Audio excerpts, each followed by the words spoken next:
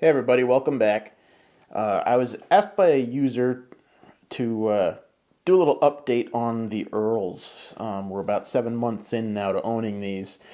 Um, and I mean, the short of it is they are holding up great. I'll do a little bit of detail here for you so you can see more of what's been good and what hasn't.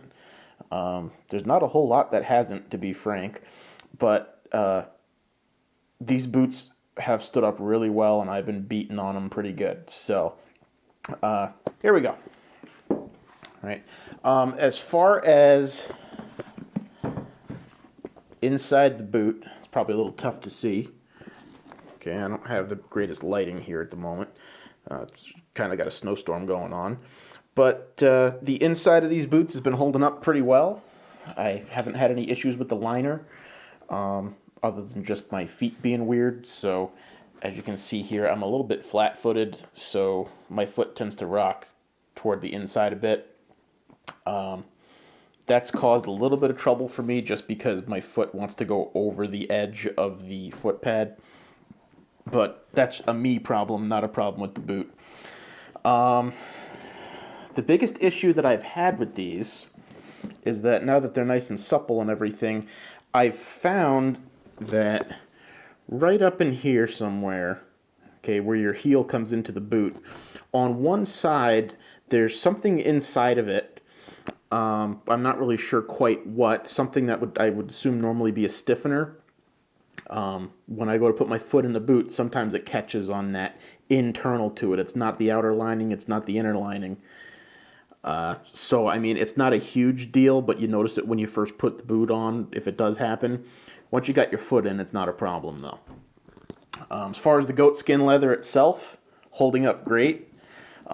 Remember, this is the one that did darken because I was not using the correct type of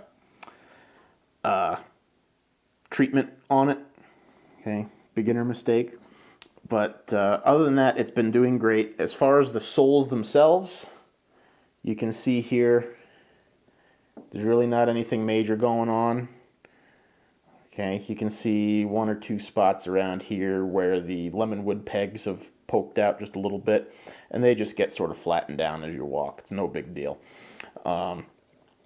As far as the heel is doing pretty good, but you can see here on the side of the boot that I tend to walk on the most, it has started to round off and angle a little bit. That's normal for any shoe, and frankly, it's not a whole lot. If you look at the actual stippling that it's got here on the bottom, there's not a whole lot missing, which is a good sign. The welt is all looking very good. Haven't had really any issues there. I have noticed that it's sort of curled up a little bit from walking on it, but that is also normal. Okay. I treat the heel block as frequently as I treat the leather itself. Just because I find where I am right now, we're in the middle of winter, there's a lot of salt and water and slush and muck, and it's just good to do that maintenance. Okay, on the right foot, the welt is coming apart just a little bit here at the inside joint.